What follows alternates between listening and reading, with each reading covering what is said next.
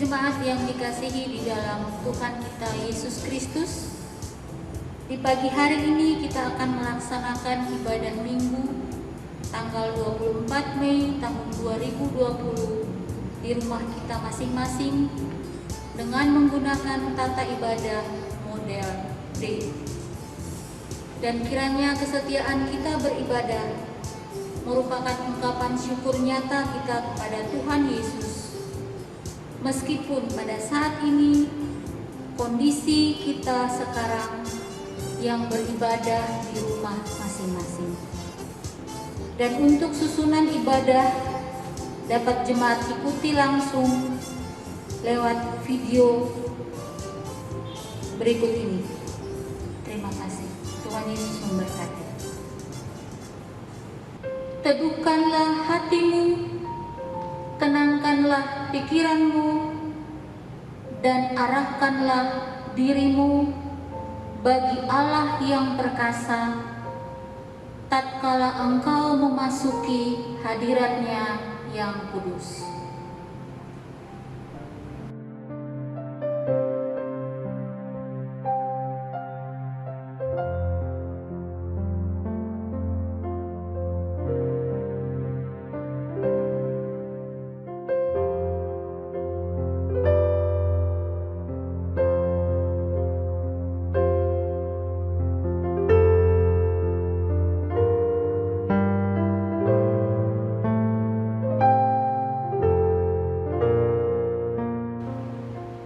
Jemaat yang dikasihi di dalam Tuhan kita Yesus Kristus, marilah kita berdiri, kita menyambut firman Tuhan sambil menyanyi dari nyanyian Kidung Jemaat nomor 8, baitnya yang pertama dan baitnya yang kedua.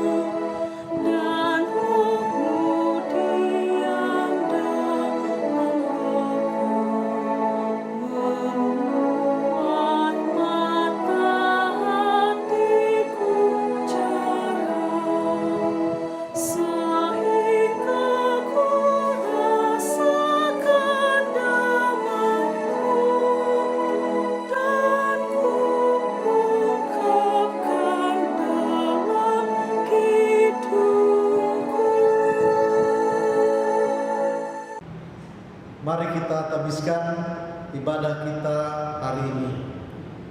Pertolongan kita adalah dalam nama Tuhan yang menjadikan langit dan bumi. Amin. Saudara-saudara jemaat, mendasari kebaktian kita hari ini, firman Tuhan mengatakan yang seperti yang tertulis dalam Injil Matius pasal 5 ayat 10 sampai ayat 12, demikian firman Tuhan. Berbahagialah orang yang dianiaya oleh sebab kebenaran, karena merekalah yang mempunyai kerajaan sorga. Berbahagialah kamu jika karena aku kamu dicela dan dianiaya, dan kepadamu difitnahkan segala yang jahat. Bersukacita dan bergembiralah, karena upahmu besar di sorga. Sebab demikian juga telah dianiaya nabi-nabi yang sebelum kamu. Amin. Kasih karunia dan damai sejahtera dari Allah Bapa kita dan dari Tuhan kita Yesus Kristus menyertai kamu. Kita aminkan bersama dengan bernyanyi dari nyanyian Kidung Jemaat nomor 8, bait yang ketiga dan baitnya yang keempat.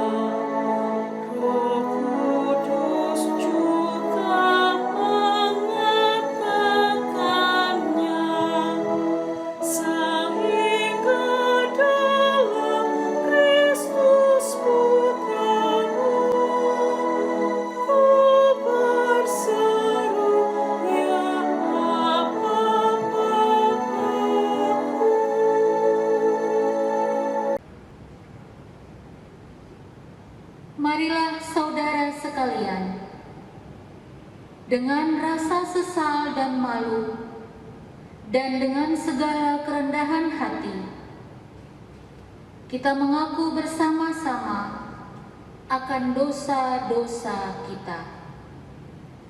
Ya Bapa Maha Kudus, yang penuh pengasihan, kami mengaku kepadamu seperti kami mengaku satu kepada yang lain,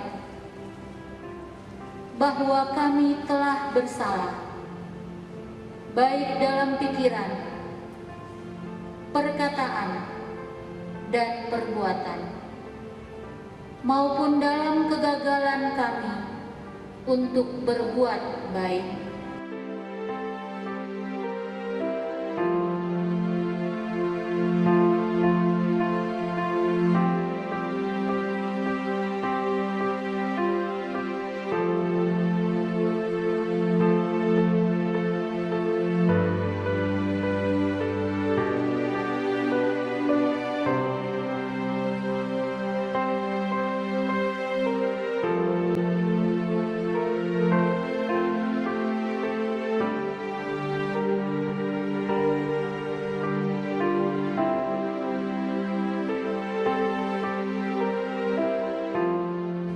Segala kekurangan kami sebagai orang percaya, kelemahan iman, dan ketidaksetiaan kami mengaku kepadamu.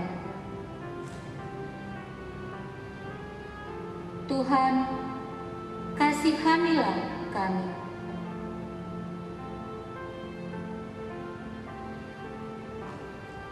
Segala kekurangan kami sebagai jemaat-Mu yang telah Kau kuduskan di dunia ini, salah paham dan kepudaran pengharapan, pementingan diri, dan perselisihan. Kami mengaku kepadamu. Kristus, kasihanilah kami. Segala kekurangan kami sebagai gereja yang telah Kau utus ke dalam dunia ini, ketidakjelasan dalam kesaksian kami mengaku kepadamu. Tuhan, kasihanilah kami. Berilah kami pengampunan dan damai sejahtera ya Bapa. Bebaskanlah kami dari dosa-dosa dan baharuilah hidup kami dalam Yesus Kristus, Juru Selamat dunia. Amin. Kita bernyanyi dari Kidung Jemaat 42.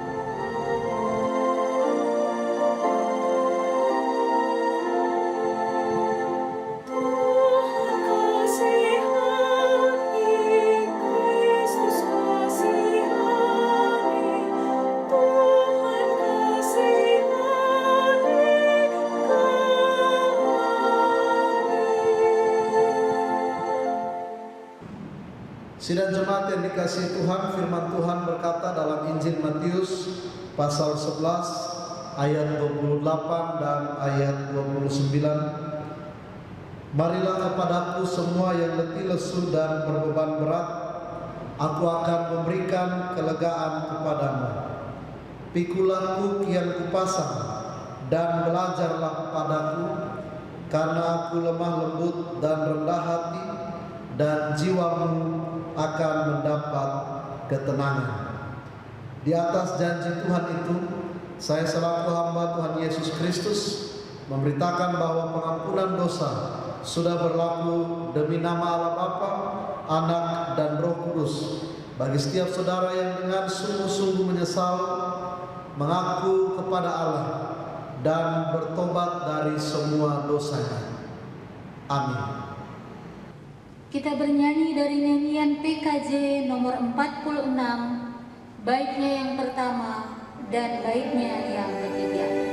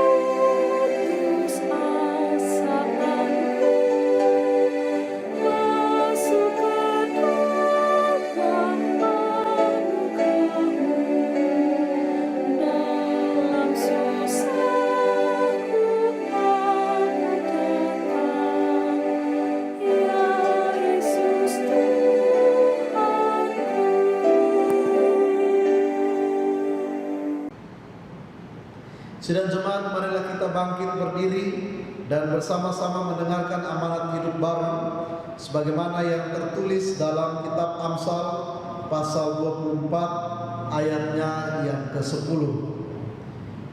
Jika engkau tawar hati pada masa kesesakan, kecillah kekuatanmu. Kiranya Roh Kudus menolong kita mewujudkan kemuliaan Allah dalam hidup kita dan di seluruh dunia. Amin.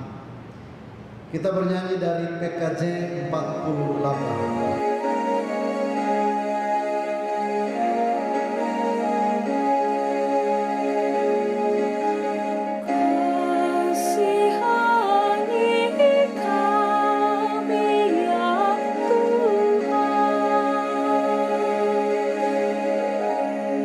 Jemaat dipersilakan duduk kembali. Bapak Ibu Saudara jemaat yang dikasihi Tuhan, mari kita siapkan hati untuk mendengarkan firman Tuhan.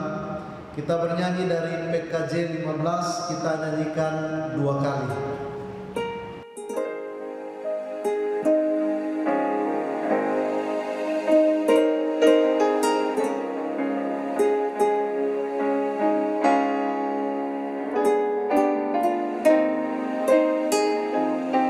hatimu Tuhan.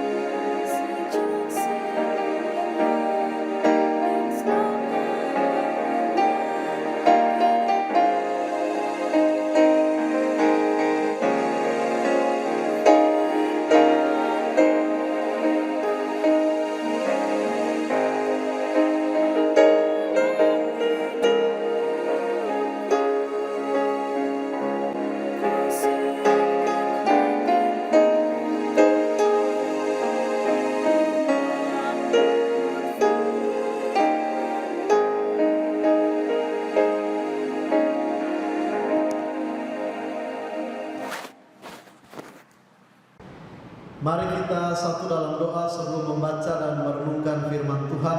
Kita berdoa. Bapa, dalam nama Yesus, hari ini dan di sini dari tempat kami masing-masing, kami rindu untuk disapa oleh kebenaran firman Tuhan. Kami berdoa memohon pertolongan kuasa Roh Kudus-Mu menguasai setiap hati pikiran kami, agar firman yang kami baca kami diberikan pemahaman yang benar, dan kami juga dimampukan untuk melakukan firman-Mu dalam kehidupan kami sambil menantikan kedatangan Tuhan Yesus yang kedua kali. Ini kami ya Tuhan, mari bersabdalah bagi kami, karena kami telah siap untuk mendengarkannya. Dalam nama Tuhan Yesus firman yang hidup, kami berdoa. Amin. Sidang jemaat yang dikasihi Tuhan, pembacaan firman Tuhan hari ini terambil dari 1 Petrus pasal 4. 1 Petrus pasal 4 ayat 12 sampai dengan ayat 14. Lembaga Kitab Indonesia memberikan perikop menderita sebagai Kristen. Saudara-saudara yang kekasih, janganlah kamu heran akan nyala api siksaan yang datang kepadamu sebagai ujian, seolah-olah ada sesuatu yang luar biasa terjadi atas kamu. Sebaliknya, bersukacitalah sesuai dengan bagian yang kamu dapat dalam penderitaan Kristus, supaya kamu juga boleh bergembira dan bersukacita pada waktu Ia menyatakan kemuliaannya. Berbahagialah kamu jika kamu dinista karena nama Kristus, sebab roh kemuliaan, yaitu roh Allah, ada padamu. Demikianlah firman Tuhan. Dimuliakanlah Allah Bapa, Anak, dan Roh Kudus, ketiga yang esa. Yang berbahagia ialah mereka yang mendengarkan firman Allah dan yang memeliharanya. Haleluya. Haleluya. Haleluya. Haleluya.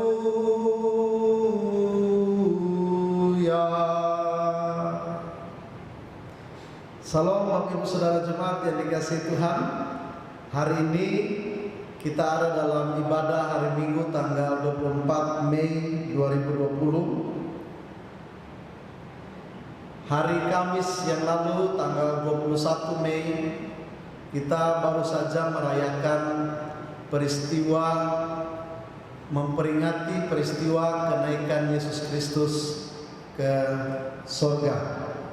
Dan saat ini berita tentang kenaikan Yesus ke surga, kita dalam penghayatan, dalam perenungan, dalam kerangka kita menantikan kedatangan Tuhan Yesus yang kedua kalinya. Kedatangan Yesus yang kedua kali bukan lagi seperti seorang atau dalam wujud seorang bayi di kandang yang hina, bukan lagi dari anak seorang tukang kayu, dari keluarga yang sederhana, dari tempat atau satu desa yang kecil, tapi kedatangan Yesus yang kedua kali sebagai hakim, sebagai raja yang akan menghakimi masing-masing kita semua sesuai dengan apa yang sudah kita lakukan selama kita hidup di dunia ini, dan sebagai raja yang akan memimpin kerajaan yang kekal, kerajaan yang abadi. Dan saudara dan saya, saat ini kita sedang menantikan penggenapan waktu Tuhan itu.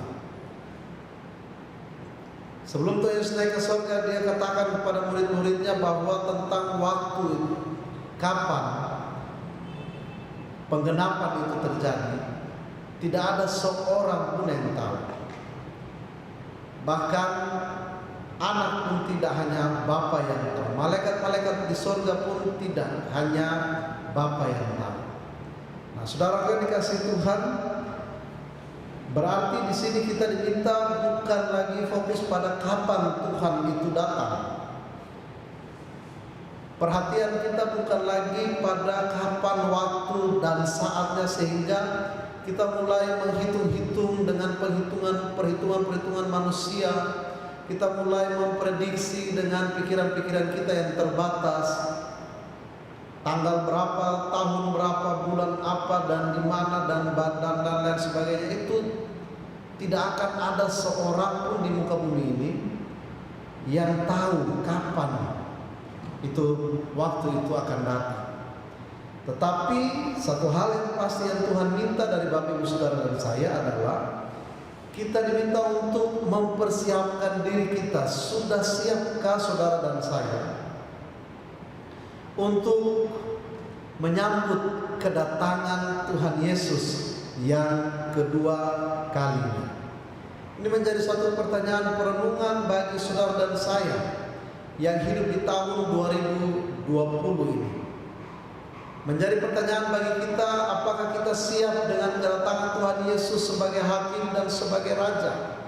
Apakah hidup saya, apakah hidup saudara dan kita semua sudah sesuai dengan kehendak Tuhan?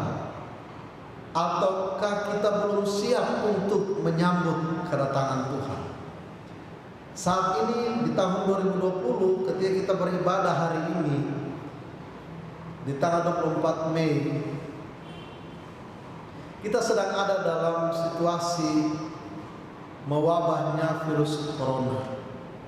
Bukan saja di Bekasi, tapi di Indonesia, bahkan di dunia. Seluruh dunia mendapatkan dampak dari virus corona ini. Menjadi pertanyaan bagi kita, ketika virus ini datang dan menghantui kita, apakah ini salah satu yang Tuhan izinkan untuk saudara dan saya kita alami, yang harus kita kerjakan sambil menyambut, menantikan kedatangan Tuhan Yesus yang kedua kali, yang kita tidak tahu kapan saat itu akan datang. Tuhan Yesus katakan dalam Alkitab, waktunya seperti pencuri di malam hari. Berarti kalau pencuri di malam hari, saudaraku, tidak ada pencuri yang mau datang ke satu rumah, dia buat janjian. Pencuri di malam hari, kita tidak pernah tahu kapan dia mau datang. Dan sekarang ini bukan lagi pencuri di malam hari saja, tapi ada juga pencuri di siang hari. Berarti kita tidak pernah tahu dengan pasti kapan hal itu akan dinyatakan bagi Bapak Ibu Saudara dan saya. Tapi satu hal yang pasti adalah kita diminta untuk menyambut, mempersiapkan diri, menyambut kedatangan Tuhan Yesus yang kedua kalinya. Bapak Ibu, mari kita lihat. Saya mengajak kita sebelum masuk dalam bacaan ini, saya mengajak kita melihat untuk melihat bagaimana Tuhan Yesus menempatkan dirinya sebagai dirinya dengan jemaatnya itu seperti pasangan pengantin atau mempelai. Mempelai laki-laki adalah Kristus dan mempelai perempuan adalah kita semua sebagai jemaat Tuhan. Dalam tradisi pernikahan orang Yahudi, mempelai laki-laki tugasnya adalah mempersiapkan tempat pesta, mempersiapkan gedungnya dan lain sebagainya, tanggal pelaksanaannya dan seterusnya. Tetapi tugas mempelai perempuan adalah mempersiapkan dirinya, mempersiapkan pakaiannya, mempersiapkan seluruh dari ujung rambutnya sampai ujung kakinya. Dan pada waktu yang sudah ditetapkan, mempelai laki-laki itu akan datang menjemput mempelai perempuan, dan mereka akan bersama-sama dalam pesta pernikahan itu. Nah, kita semua sebagai pengikut Tuhan Yesus sudah mengumpamakan, mengibaratkan hubungan kita dengan Tuhan sama seperti sepasang mempelai laki-laki dan perempuan. Sekarang persoalannya, sudah siapkah kita, sudah mantapkah, sudah matangkah kita dengan persiapan-persiapan kita? Sudah siapkan baju kita untuk kita menyambut kedatangan mempelai laki-laki? Ataukah ketika mempelai laki-laki itu datang lalu didapati kita tidak sedang dalam keadaan yang siap? Apakah ketika mempelai itu datang lalu kita sedang ada dalam keadaan yang tidak siaga? Berarti Bapak Ibu Saudara dan saya, kita diminta untuk serius mempersiapkan penyambutan kedatangan Kristus. Apa yang harus dipersiapkan? Itu menjadi suatu pertanyaan perenungan bagi kita. Apa yang harus kita siapkan sampai kita menantikan kedatangan Tuhan Yesus yang kedua kalinya? Hari ini dan di sini kita merenungkan kebenaran firman Tuhan ini. Bacaan kita hari ini 1 Petrus pasal 4 ayat 12 sampai dengan ayat 14. Bagaimana Petrus menuliskan surat kepada jemaat. Kalau kita lihat di pasal 1, beberapa lembar sebelumnya, di surat Petrus yang pertama pasal 1 ayat 1 dan ayat 2 dikatakan, dari Petrus Rasul Yesus Kristus kepada orang-orang pendatang yang tersebar di Pontus, Galatia, Kapadokia, Asia Kecil dan Bitinia, yaitu orang-orang yang dipilih sesuai dengan rencana Allah Bapa kita dan yang dikuduskan oleh Roh supaya taat kepada Yesus Kristus dan menerima percikan darahnya. Kiranya kasih karunia dan damai sejahtera makin melimpah atas kami. Saudaraku, berarti surat Petrus ini ditujukan kepada jemaat Kristus yang sebagai orang-orang pendatang di beberapa tempat. Disebutkan dalam ayat 1 tadi, di Pontus, Galatia, Kapadokia, Asia Kecil dan Bitinia, yaitu orang-orang yang dipilih, berarti orang-orang pilihan Allah yang dipilih sesuai dengan rencana Allah Bapa yang dikuduskan oleh Roh supaya taat kepada Yesus Kristus dan menerima percikan darahnya. Berarti surat Petrus ini ditujukan kepada orang-orang Kristen yang tersebar di beberapa tempat sebagai pendatang. Dan sebagai pendatang di tempat-tempat itu yang disebutkan tadi, Petrus katakan bahwa mereka harus memiliki satu ciri atau cara hidup yang mewartakan Injil Kristus. Mereka harus memiliki satu cara hidup yang berbeda dengan orang-orang yang lain yang tidak mengenal Kristus. Surat Petrus itu merupakan surat pengembalaan yang mempersiapkan jemaat sebagai pengikut Kristus untuk ambil bagian dalam penderitaan Kristus. Petrus mengingatkan kepada pembaca suratnya ini, kepada jemaat, bahwa mengikut Tuhan Yesus itu selalu tidak selamanya hidupnya lurus, lolos dari pencobaan, lolos dari persoalan, bahkan lolos dari penderitaan.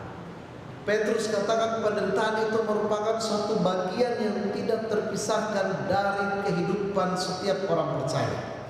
Ini juga yang Tuhan Yesus katakan kepada murid-muridnya. Ini juga yang Tuhan Yesus pernah sampaikan kepada murid-muridnya, bahwa mengikut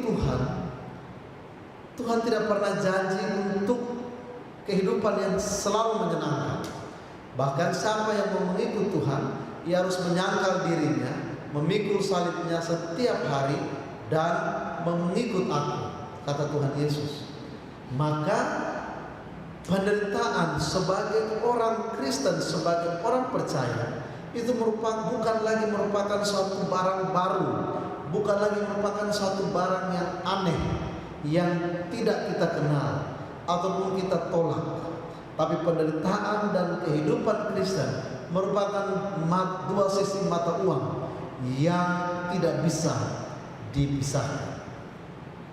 Bapak Ibu Saudara dikasihi Tuhan, ayat 12 dari 1 Petrus pasal 4 katakan begini, saudara-saudara yang kekasih, janganlah kamu heran akan nyala api siksaan yang datang kepadamu sebagai ujian, Berarti Petrus mau katakan bahwa ada orang, ada jemaat yang ketika masuk dalam penderitaan, diperhadapkan dengan penderitaan dan siksaan, situasi yang tidak menyenangkan, mereka heran, mereka bertanya-tanya, loh kok saya ikut Tuhan, kok saya menderita, loh kok saya ikut Tuhan, kok saya malah tersiksa, loh kok saya ikut Tuhan, loh kok saya hidup saya begini, tidak menyenangkan. Banyak orang yang ternyata mengikut Tuhan lalu kemudian menjadi heran karena mengalami siksaan dan penderitaan. Tetapi Petrus katakan itu sebagai sebuah ujian. Ujian artinya apa? Ujian artinya satu yang diberikan untuk kita bisa naik kelas. Katakanlah kalau Bapak Ibu punya anak yang masih duduk di tingkat pendidikan SD, SMP, SMA ataupun perguruan tinggi, ketika saat ujian itu tiba, ujian itu diberikan untuk apa? Bukan untuk menghukum murid-muridnya, bukan untuk menghukum anak-anak, tetapi ujian itu diberikan untuk mengevaluasi sampai sejauh mana tingkat pendidikan pengetahuan yang dimiliki oleh anak-anak muridnya. Nah, ketika Tuhan memberikan siksaan dan penderitaan, Petrus katakan itu sebagai ujian. Ujian untuk apa? Ujian untuk Tuhan mengevaluasi tingkatan nilai iman kita sudah sampai di mana. Apakah iman kita masih cetek? Apakah iman kita masih seperti kanak-kanak? Apakah iman kita masih hanya mau menerima yang manis-manis saja? Apakah masih hanya mau menerima yang baik-baik saja? Petrus tidak berhenti di situ saja, tapi masih di ayat 12, setelah ujian itu datang, seolah-olah ada sesuatu yang luar biasa terjadi atas kamu. Berarti Bapak Ibu Saudara dikasih Tuhan, ketika kita mengalami ujian itu, ada yang merasa ini sesuatu hal yang luar biasa. Artinya satu hal yang luar biasa, sesuatu yang tidak lazim, sesuatu yang aneh. Ujian dan pencobaan dan siksaan dan penderitaan itu bukan merupakan sesuatu yang aneh dalam kehidupan orang percaya. Bukan suatu barang baru, bukan suatu yang extraordinary, bukan suatu yang luar biasa. Itu merupakan bagian dari keimanan kita kepada Yesus Kristus. Sehingga di ayat 13 ada satu kontras yang diberikan oleh Petrus kepada jemaat. Ayat 13 katakan sebaliknya. Berarti ini berbanding terbalik dengan ayat 12. Ketika ayat 12 datang pencobaan, datang siksaan, penderitaan, ada orang merasa heran, merasa itu sesuatu yang luar biasa. Tapi di ayat 13 ada kontras di sana. Sebaliknya, bersukacitalah sesuai dengan bagian yang kamu dapat dalam penderitaan Kristus. Berarti ini sesuatu yang mungkin secara manusia kita juga tidak bisa terima dengan gampang, dengan akal sehat kita. Ketika kita ada dalam penderitaan, Petrus bilang bersukacitalah sesuai dengan bagian yang kamu dapat dalam penderitaan Kristus. Artinya apa Bapak Ibu Saudara yang dikasihi Tuhan? Ketika datang pencobaan dan penderitaan, firman Tuhan katakan kita bersukacita. Kenapa bersukacita? Kenapa orang Kristen harus bersukacita dalam penderitaan? Di ayat 13 Petrus katakan, supaya kamu juga boleh bergembira dan bersukacita pada waktu Ia menyatakan kemuliaannya. Berarti saudaraku, Petrus mengatakan setelah kita diizinkan Tuhan untuk mengalami cobaan, ujian itu, dan kita lulus ujian itu, ibarat seperti seorang anak yang mengikuti ujian dan dia keluar sebagai seorang anak yang lulus dengan hasil yang memuaskan, nilai yang tinggi, peringkat yang tinggi nomor 1, maka kita akan mendapatkan hadiah. Hadiahnya apa? Ayat 13 katakan, kamu bergembira dan bersukacita pada waktu yang menyatakan kemuliaan. Ini hadiah bagi saudara dan saya yang tahan terhadap ujian yang Tuhan izinkan terjadi dalam kehidupan kita. Selalu kita berkaca pada tokoh dalam Alkitab, salah satunya yaitu Ayub. Ayub, apa yang kurang dari Ayub? Tidak ada satupun yang kurang. Alkitab mencatat dia orang yang kaya di zamannya. Alkitab mencatat dia orang yang saleh, takut akan Tuhan, hubungan dengan Tuhan yang begitu luar biasa. Tetapi tetap orang yang punya hubungan dengan Tuhan, Tuhan izinkan untuk mengalami ujian, pencobaan. Tapi Ayub keluar sebagai seorang anak yang lulus ujian, hasilnya memuaskan. Maka ada hadiahnya. Hadiahnya apa? Hadiah bagi Ayub, Tuhan gantikan 2 kali lipat. Anak-anaknya, anak-anak yang cantik-cantik dan ganteng-ganteng, dan hartanya dikembalikan 2 kali lipat oleh Tuhan. Bapak Ibu Saudara dan saya, hari ini kita baca bagian firman Tuhan ini. Petrus katakan, kita bersukacita dalam penderitaan, dalam ujian.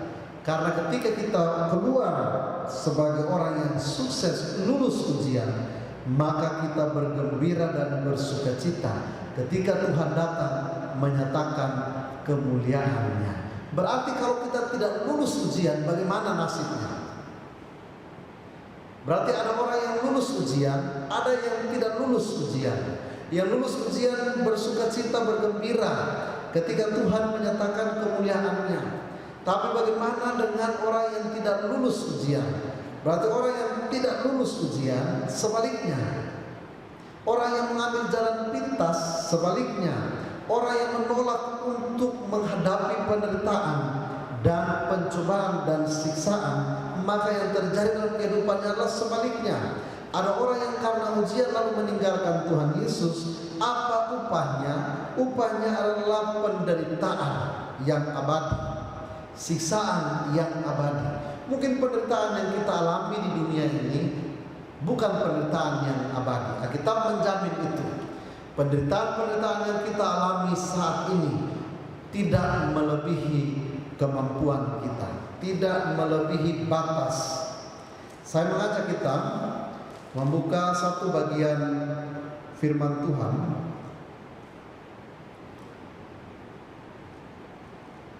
di 1 Korintus pasal 10. 1 Korintus pasal 10 ayatnya yang ke-13. 1 Korintus pasal 10 ayat 13. Ini firman Tuhan menjamin bagaimana keberadaan saudara dan saya yang ada dalam pencobaan dan ujian itu. Dikatakan begini, pencobaan-pencobaan yang kamu alami ialah pencobaan-pencobaan biasa. Bayangkan, yang tidak melebihi kekuatan manusia, sebab Allah setia, dan karena itu Ia tidak akan membiarkan kamu dicobai melampaui kekuatanmu. Pada waktu kamu dicobai, Ia akan memberikan kepadamu jalan keluar sehingga kamu dapat menanggungnya. Luar biasa Bapak Ibu Saudara yang dikasihi Tuhan.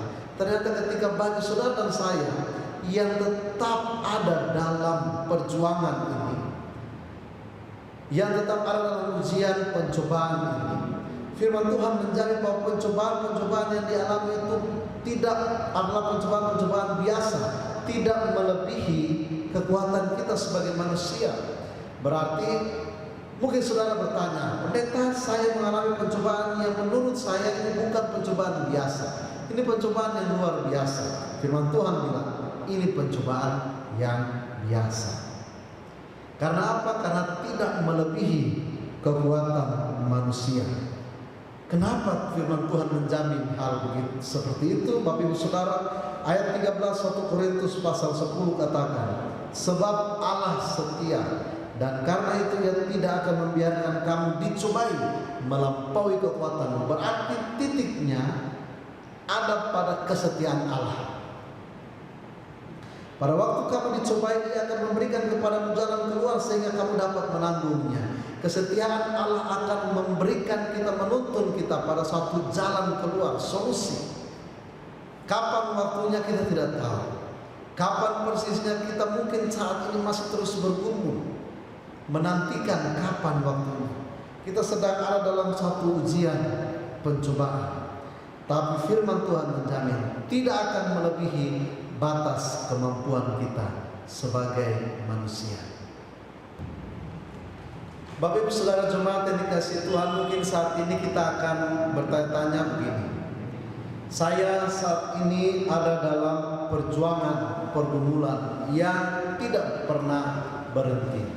Satu belum selesai, satu datang. Atau satu baru selesai, satu datang. Mungkin kita akan bertanya-tanya, apakah ini pencobaan-pencobaan biasa? Apakah ini harus membuat saya harus bersuka cita dan bergembira? Jawabannya Bapak Ibu Saudara yang dikasihi Tuhan, Tuhan itu setia. Dia tidak pernah meninggalkan saudara dan saya. Maka dalam penderitaan Tuhan izinkan untuk kita alami, untuk kita jalani dengan kekuatan daripada Tuhan. Ayat 14 Petrus lanjut, 1 Petrus 4 ayat 14 katakan begini. Berbahagialah kamu jika kamu dinista karena nama Kristus, sebab roh kemuliaan yaitu roh Allah ada padamu. Bapak Ibu Saudara dikasih Tuhan, Petrus katakan bahwa ketika kita dinista, ketika kita mengalami sesuatu yang tidak menyenangkan karena nama Kristus, kita dibilang berbahagia. Kenapa? Karena ada pada kita roh Allah. Kenapa? Karena kalau orang yang tidak punya roh Allah, dia tidak akan mau untuk menderita, menghadapi sesuatu yang tidak menyenangkan karena Kristus. Orang yang hidup di luar Tuhan, ketika dia mau diminta untuk menderita untuk Kristus, dia menolak untuk itu. Orang yang hidupnya tidak di dalam Tuhan, ketika dia diminta untuk menderita, ketika dia diminta untuk berkorban bagi Kristus, dia akan sulit. Karena apa? Karena dia belum hidup dalam Tuhan. Saya ketika Bapak Ibu Saudara dan saya, karena nama Kristus kita dinista. Karena nama Kristus kita mendapatkan penderitaan. Karena nama Kristus kita mendapatkan penganiayaan. Karena nama Kristus kita mendapatkan sesuatu yang buruk. Maka kita dikatakan dalam firman Tuhan, berbahagia, ada roh Tuhan pada diri kita masing-masing. Jika kita tetap kuat bertahan, roh itu yang akan terus memampukan, meneguhkan Bapak Ibu Saudara dan saya. Sehingga menjawab pertanyaan di awal perenungan tadi, apa yang harus kita lakukan selama kita menantikan kedatangan Tuhan Yesus yang kedua kali? Kita saat ini sedang menantikan kedatangan Tuhan Yesus yang kedua kali. Mari kita nantikan. Mungkin saat ini dalam penantian kita ada dalam penderitaan dan pergumulan, itu sudah pasti. Dalam perjanjian lama ketika orang Israel di tanah pembuangan di Babel, ada nabi-nabi palsu yang datang kepada bangsa Israel lalu katakan bahwa bangsa Israel akan cepat dan segera dalam waktu yang singkat akan keluar dari perbudakan. Tapi firman Tuhan katakan tidak demikian. Itu nabi-nabi palsu yang memberikan harapan-harapan palsu. Tuhan katakan melalui Nabi Yeremia bahwa 70 tahun kamu harus menderita mengalami perbudakan di tanah Babel. Baru setelah itu Tuhan bawa keluar kembali ke tanah mereka masing-masing, ke tempat mereka masing-masing. Untuk itu Bapak Ibu Saudara dikasihi Tuhan, hati-hati. Jangan sampai ada orang yang saat ini mulai menawarkan, memilih jalan-jalan pintas untuk keluar dari pencobaan yang ditawarkan oleh nabi-nabi palsu yang ada di dalam dunia ini. Ada orang yang mencoba untuk mengalihkan, maukah saudara keluar dari penderitaanmu? Ada jalan pintas, ada jalan yang instan. Mari ikut jalan yang instan itu. Hati-hati. Itu nabi-nabi palsu. Ada orang yang memberikan harapan-harapan palsu. Ikut Tuhan itu selalu menyenangkan. Hati-hati, itu nabi-nabi palsu. menjelang kedatangan Yesus kedua kali, Tuhan Yesus katakan, penyesatan itu pasti akan ada, tapi celakalah bagi orang yang mengadakan penyesatan itu. Karena apa? Adalah baik baginya batu kilangan digantungkan di lehernya dan dia dilemparkan ke dalam laut. Berarti Bapak Ibu Saudara, hati-hati dalam menantikan kedatangan Tuhan Yesus yang kedua kali. Stop, kita jangan lagi dibawa terbuai dalam satu pengharapan yang palsu. Dunia ini menawarkan hal-hal yang instan, yang cepat supaya kita keluar dari penderitaan kita. Dan marilah kita tetap kuat, karena Roh Allah ada dalam diri Bapak Ibu Saudara dan saya. Roh Allah itu yang akan menuntun kita, Allah yang setia yang akan menuntun kita, memberikan kita hikmat untuk kita keluar dari setiap persoalan-persoalan kita dengan waktu Tuhan sendiri. Mari tetap andalkan Tuhan, menantikan Tuhan dengan bersukacita, walaupun keadaan sulit, walaupun situasi tidak menyenangkan, kondisi yang tidak membahagiakan. Tapi firman Tuhan katakan, ini bukan sesuatu yang luar biasa, ini bukan sesuatu yang mengherankan bagi saudara dan saya. Untuk itu, mari kita sebagai orang-orang pilihan Tuhan, orang-orang yang dikuduskan oleh Tuhan, firman Tuhan katakan, kita menyambut kedatangan Tuhan yang kedua kali. Kita tidak tahu apa yang akan terjadi setelah ini. Kita tidak tahu apa yang akan terjadi setelah virus corona ini berakhir. Apakah akan mulai muncul datang penyesatan-penyesatan? Apakah akan muncul datang antikris? Apakah akan muncul datang pencobaan-pencobaan yang lebih berat? Kita tidak pernah tahu kapan itu terjadi. Tapi satu hal yang pasti, firman Tuhan menjamin, 1 Korintus 10 ayat 13, pencobaan-pencobaan yang kita alami tidak melebihi batas kemampuan kita.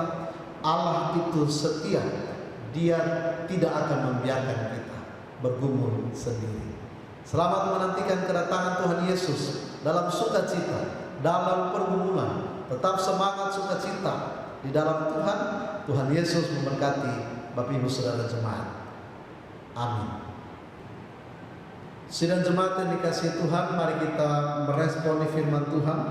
Kita bernyanyi dari PKJ 255, kita nyanyikan 2 kali.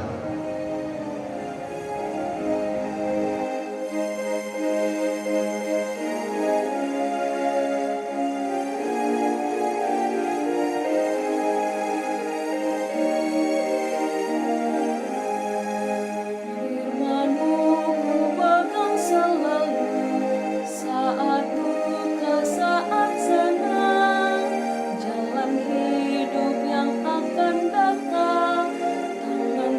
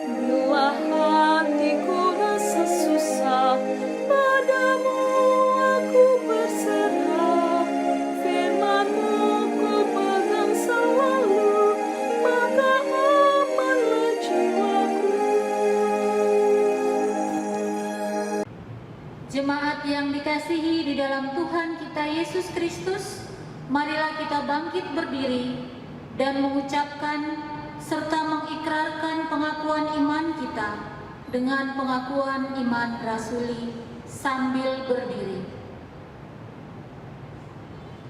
Kita ucapkan bersama-sama.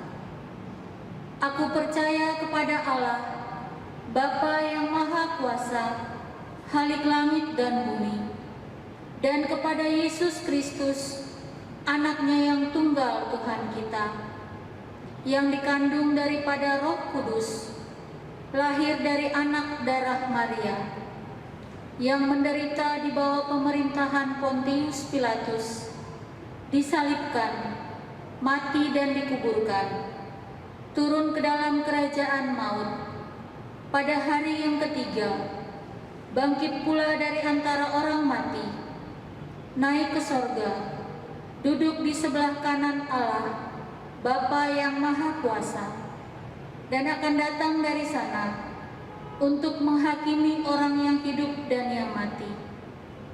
Aku percaya kepada Roh Kudus, gereja yang kudus dan am, persekutuan orang kudus, pengampunan dosa, kebangkitan daging, dan hidup yang kekal. Amin. Sidang jemaat yang dikasihi Tuhan, mari kita satukan hati kita dan kita masuk dalam doa syafaat. Kita berdoa. Kami bersyukur padamu ya Allah Bapa dalam nama Yesus, Allah yang setia, Allah yang tidak pernah meninggalkan kami, Allah yang selalu ada bagi kami dalam segala situasi kondisi kehidupan kami, Allah yang sekalipun mengizinkan pencobaan, ujian, penderitaan kami alami, tetapi ujian dan pencobaan itu tidak melebihi kekuatan kami. Kami bersyukur malam pada saat ini Tuhan, di sepanjang kehidupan kami, Tuhan selalu ada, Tuhan selalu menyertai, memberkati dan pelihara kehidupan kami. Saat ini firman Tuhan menopang kami, bahwa penderitaan-penderitaan yang kami alami saat ini, dalam kami menyambut kedatangan Tuhan Yesus yang kedua kali, sebagai Raja dan sebagai Hakim yang adil, yang akan menghakimi dan memimpin kerajaan yang kekal bersama-sama di dalam kerajaan surga. Kami berdoa Tuhan, kami bersyukur untuk kebenaran firman-Mu yang telah Tuhan taburkan bagi kami anak-anak Tuhan. Dan biarlah kami semakin hari dikuatkan oleh kebenaran firman-Mu yang menjamin kami, keberadaan kami, pencobaan-pencobaan yang kami alami. Kami tetap kuat di dalam Tuhan dan kami menantikan kedatangan Kristus. Ampuni kami ketika kami terbuai dalam hal-hal yang instan, yang cepat, yang kami mau segera penderitaan ini berlalu dari kami. Kami mohon ampun ya Tuhan, dan biarlah Tuhan kami minta di dalam nama Yesus, setiap anak-anak Tuhan yang sudah meninggalkan Tuhan Yesus karena mereka tidak kuat dalam ujian, dalam pencobaan, biar Tuhan panggil kembali dengan kuasa Roh Kudus-Mu, agar mereka kembali kepada Tuhan, meninggalkan jalan mereka yang salah dan datang menyembah Tuhan. Bapa, dalam nama Yesus, saat ini kami berdoa, dalam setiap kehidupan kami ada selalu kami dihantui dengan perasaan khawatir, takut, gelisah, karena pencobaan-pencobaan ini terus menghantui kami. Kami berdoa di dalam nama Yesus, bagi siapapun kami, dimanapun kami berada saat ini, Tuhan topang ke kehidupan kami, dan biarlah Bapa kehidupan kami terus berkenan di hadapan Tuhan. Kami berdoa untuk setiap keluarga dalam jemaat-Mu yang hari ini berdoa ketika mereka menghadapi pencobaan dan ujian, sakit, penyakit, perekonomian, dan begitu banyak hal yang membuat mereka kemudian melihat pencobaan ini sebagai hal yang luar biasa dan mengherankan. Kami berdoa Tuhan, mari hadir dalam kehidupan jemaat-Mu, dan Tuhan terus topang kehidupan gereja. Bapa, dalam nama Yesus saat ini Tuhan, kami bersatu hati berdoa untuk jemaat Tuhan yang saat ini berdoa untuk seisi rumah mereka, untuk suami, istri, orang tua, anak, menantu, cucu, dimanapun mereka berada. Kasih dan kuasa pemeliharaan Tuhan tetap bersama dengan mereka. Gereja Tuhan dimanapun berada, GKO Jemaat Bekasi 1, Tuhan juga berkati kami semua dalam segala aktivitas dan kehidupan kami.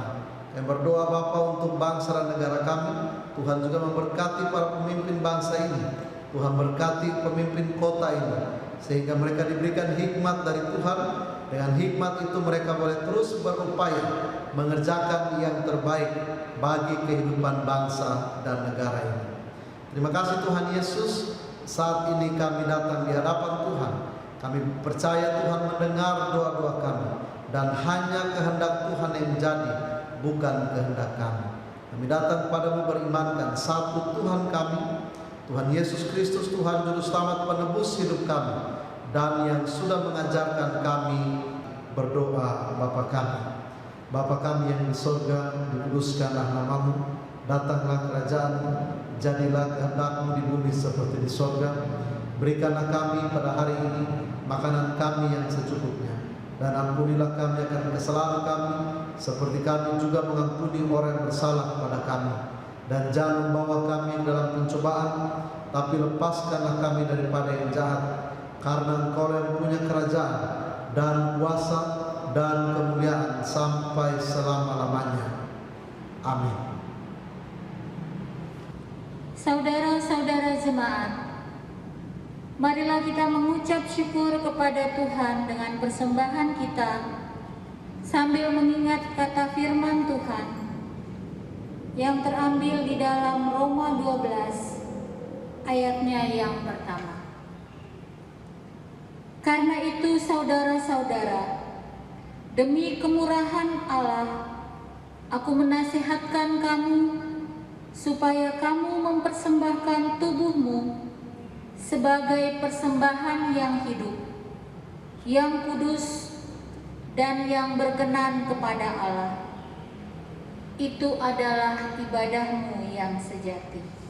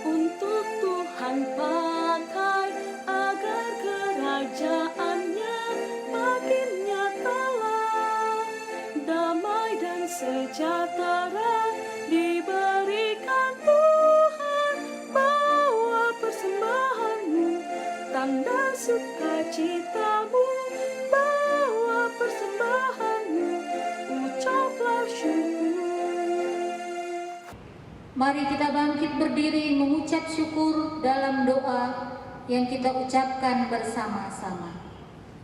Ya Tuhan, terimalah persembahan syukur kami ini, yaitu dari umat yang telah Tuhan selamatkan. Jadikanlah persembahan syukur ini menjadi suatu berkat bagi pelayanan kasih dan keadilan. Amin.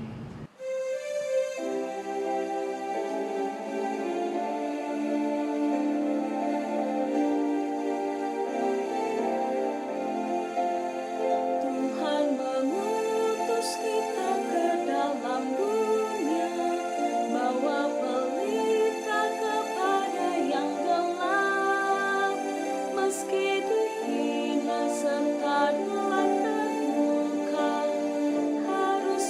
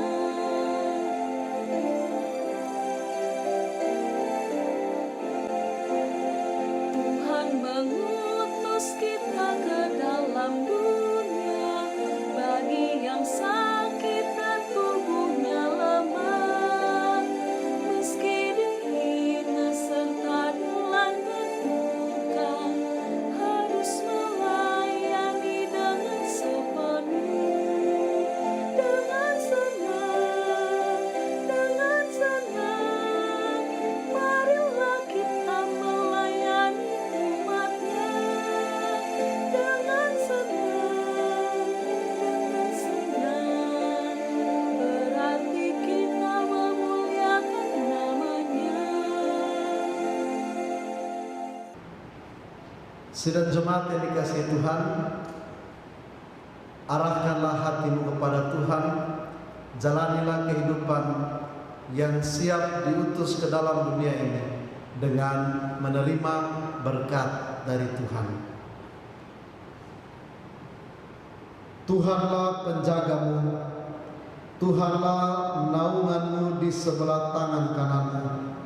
Matahari tidak menyakiti engkau pada waktu siang, atau bulan pada waktu malam. Tuhan akan menjaga engkau terhadap segala kecelakaan. Ia akan menjaga nyawamu.